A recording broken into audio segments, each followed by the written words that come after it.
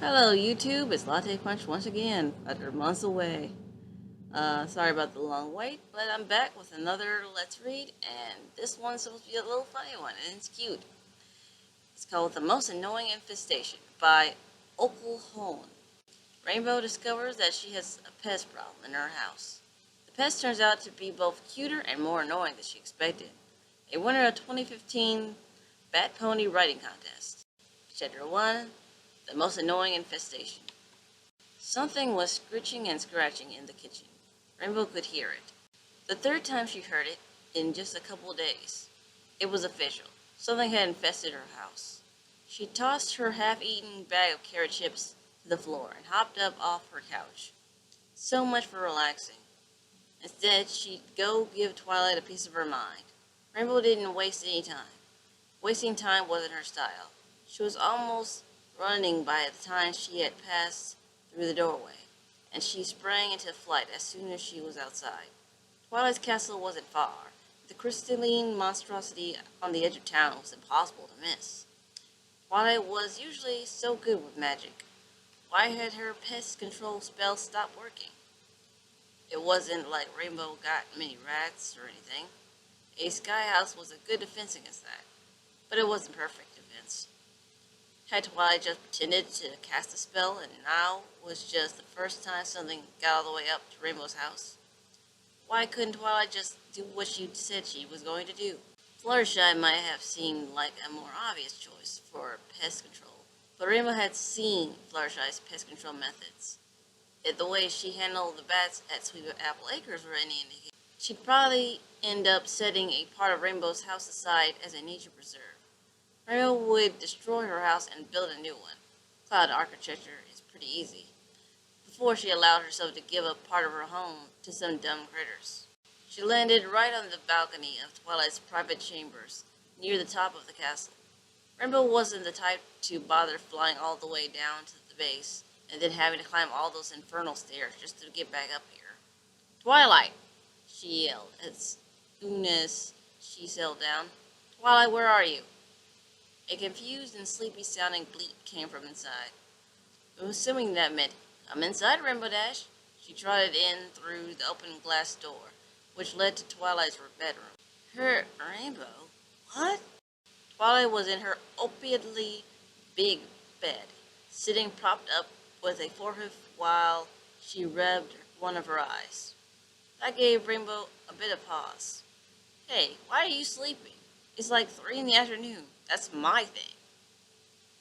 Twilight shook her head violently, which seemed to clear her thinking a bit. Oh, all-night study sessions have to be paid for sooner or later. She stared at Rainbow for a moment. So what's the big problem? The big problem is that your anti-pest spell on my house doesn't even work. Don't be ridiculous. I learned that spell when I was only 6 years old, and it never failed yet.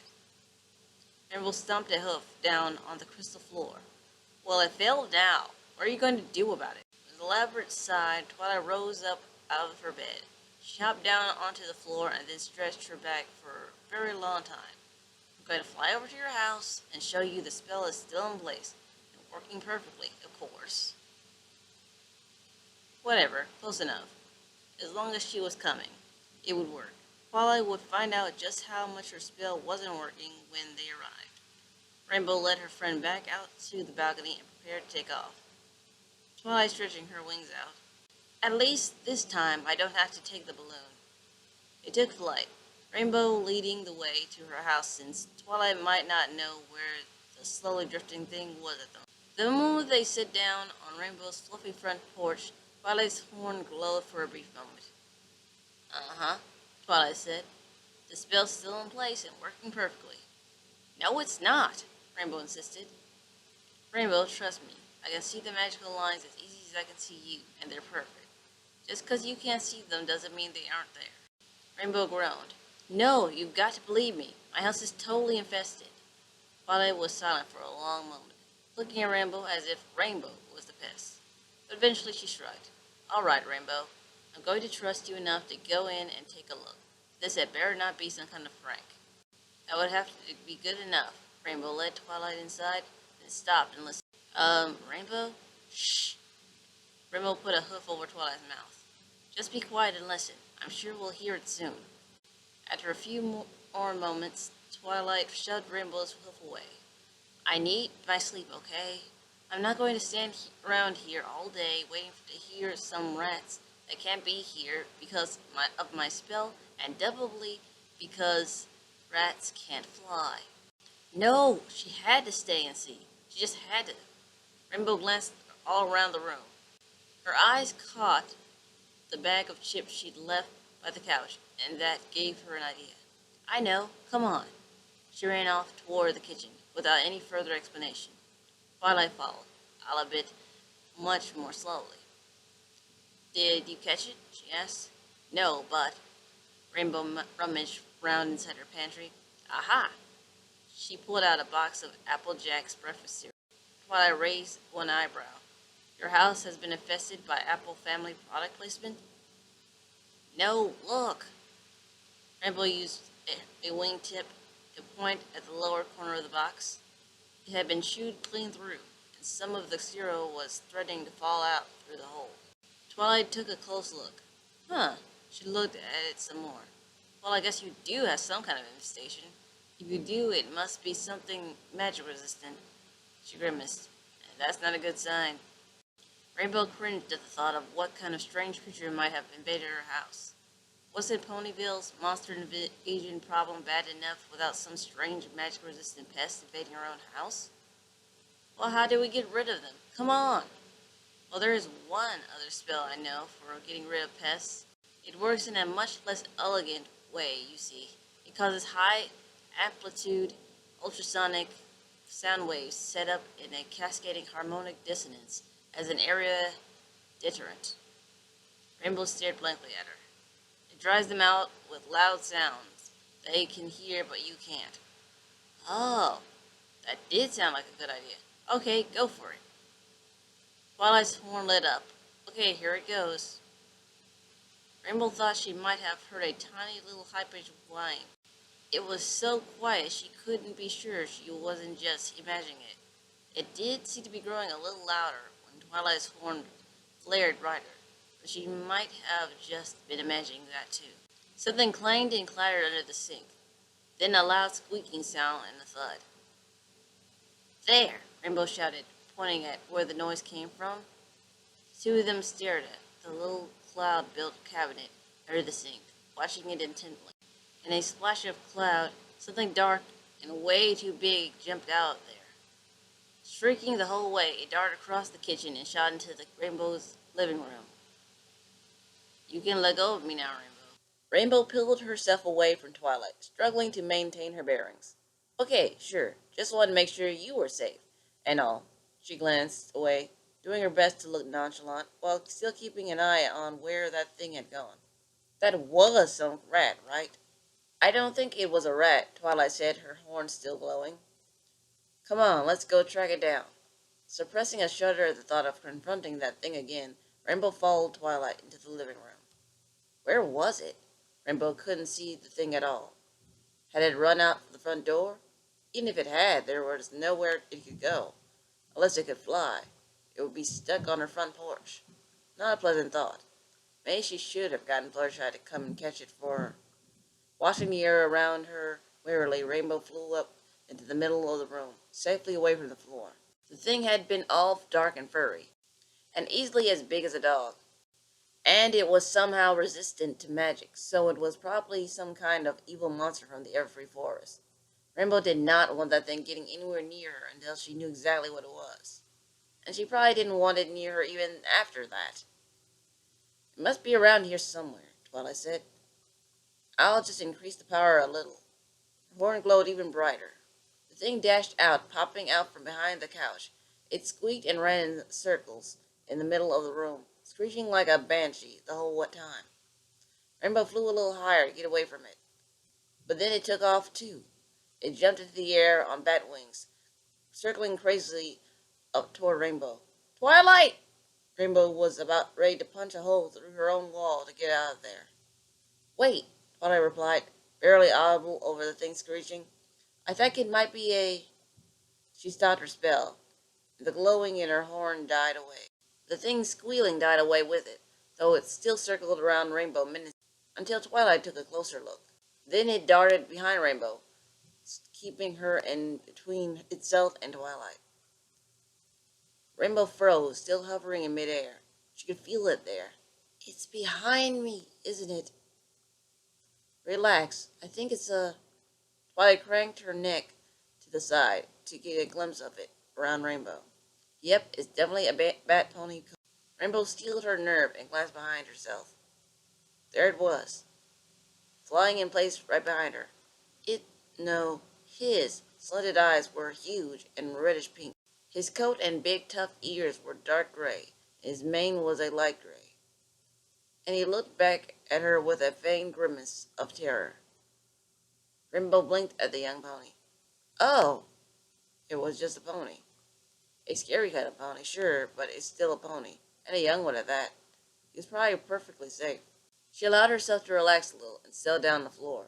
The cloak came down with her, still keeping her between him and Twilight. Hi, Twilight said, trying to walk around Rainbow and look at him. I'm Princess Twilight Sparkle. Don't be afraid. But the little guy was scared. As Twilight circled around Rainbow, he also circled, staying as hidden as he could and cowering behind. As he came around the front of Rainbow, she began to feel a little sorry for him. She glared at Twilight over her shoulder. Hey, cut it out. He's scared of you. Twilight stopped moving, and so did the cold. So that's why my pest control spell wasn't keeping your pest out. It's specifically designed not to target any type of pony. Why was he running around so crazy like if your spell doesn't affect him? The pest control spell doesn't affect him. The ultrasonic spell, though, that definitely would affect the bat pony. Bat ponies have a much wider hearing range than we do, and he would have been easily able to hear that sound. She paused for a moment. Sorry, little one. I didn't mean to hurt you. Rainbow looked down at the little coat again. He was in a pitiful state, his fur and mane matted and staring wide at the two of them as he trembled in place. We'll have to give him back to his parents, Twilight said in a voice that meant she was talking to herself, not anyone else. Then she moved a little closer. What's your name, little bat pony? He visibly jumped, cringing away at hearing Twilight's voice. Easy there, kid. Rimmel bent down to get closer to his eye level. He didn't cringe away from her. Just tell Twilight what your name is. Will she make the bad noise? He asked in a tiny, squeaking voice. Twilight made an inaudible scoff of the offense, but didn't say anything. Go on, kid. What's your name? Rainbow probed him with a hoof, which he tolerated with surprising little fear. Thunder Night, Moon Glade, Kerfluffle Fangingling. Rainbow's eyes went wide. Wow, that was really a mouthful. Got it, Twilight said. Okay, I'll go hunt for his family. You stay here and keep an eye on him. He seems to like you a lot better anyway. What? Rainbow shouted in protest. Twilight, I don't know how to deal with the kids. The bad purple pony's going to hunt my family? The colt squealed, also in protest. Rainbow grabbed him and held him close. No, no, she's not hunting them. It's a figure of speech. She's going to go find them so we can take you back home. Twilight smiled back at them. See, you're great with him. It should only be for a little while.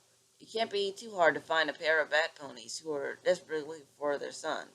She darted out the door and took flight, leaving Rainbow alone with the colt.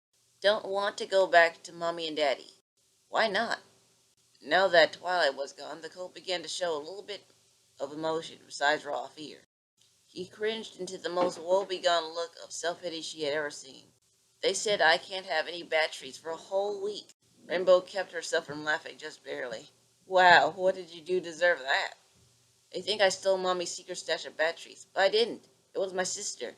But they didn't leave me. They said I couldn't have any for the whole week. And it's so unfair, so I ran away. Wow, that's harsh. Rainbow struggled to remember, but after a moment she gave it up as a lost cause. What was your name again? Thunder Night, Moonglade, Kerfluffle, Fangling. Rainbow stared at him, blinking. She still could remember all of that. I'm just going to call you Batty, okay? When he didn't respond, she continued. Well, Batty, that is a real bum deal you got, but don't think you might be overreacting a little by running away. A whole week, he insisted. Okay, okay. Rainbow shook her head, but couldn't help but feel a little glimmer of admiration for the kid. After all, she was a fan of extreme reactions. So I guess we've got a little time before Twilight comes back. She's coming back? The little pony squeaked in terror, a long, never-ending, ear-bleeding squeal. Shush, shush, shush! Rainbow held her hoof over the kid's mouth. Jeez, don't do that. I won't let her touch you, or make the bad sounds, or anything, okay? The colt looked up at her for a moment, his eyes way bigger and way cuter than they had any right being. Eventually he nodded. She released his mouth, bracing herself for another scream, but it didn't come. Instead he jumped forward and hugged her chest. Blue Mommy is best mommy. Rainbow shoved him away and jumped back, her wings flaring out. Whoa, whoa, whoa, I am not your mom. He deflated, slumping down and staring at the cloud floor. His leathery wings hung limply at his sides. Immediately feeling like the most heartless pony who ever lived, Rainbow stepped back up to him and patted him on the back. It's okay. I'm still like you and all, just take it a bit slower with the whole mom thing, okay? Internally, she kicked herself.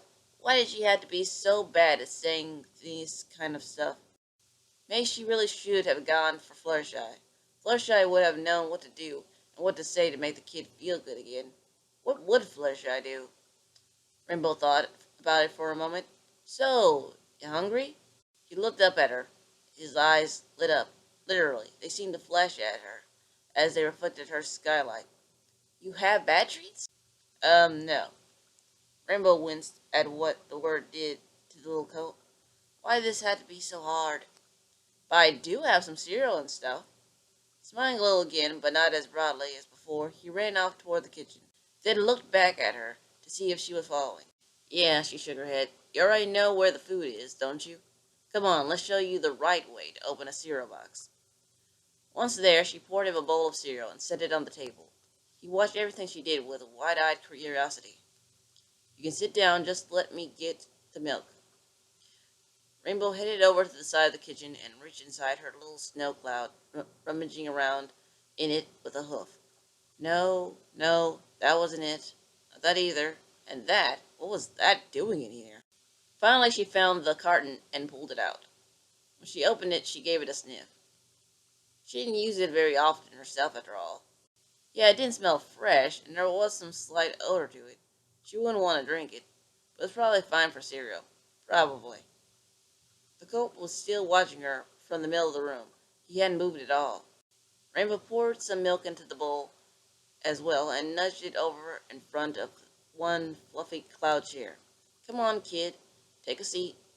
Still eyeing her cautiously, he hopped up to the seat, which was quite a leap for his little body. Once there, he could stand on his hind legs, brace his front legs against the compressed cloud tabletop, and just barely reach the bowl. He sniffed at it. Doesn't smell like bad treats.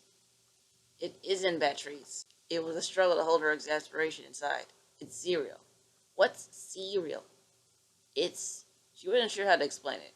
Taya wouldn't know how to explain it. She memorized dictionaries for fun. It's that. She pointed at the bowl. Neither of them moved. Well, eat it. He looked up at her, then back at the bowl. This is going to be the end of her, she was sure. Here she was trying to be nice to the little thing, and what was he doing? Just staring at things. Eat it already. What's your problem? It's not bat treats, he repeated. So what? Eat it anyway. Looking back up at her with eyes way too innocent for what he was doing, he said, I don't like it. Rainbow felt like screaming and running in circles after her own tail, but she forced herself to keep calm.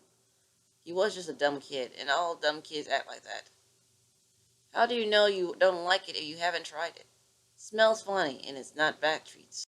Eat it, right now. He shook his head. Don't wanna. Rainbow stalked up to him, and the scowl on her face must have gotten through to him, judging by the way he shrank back. She loomed over him, even with him on the chair.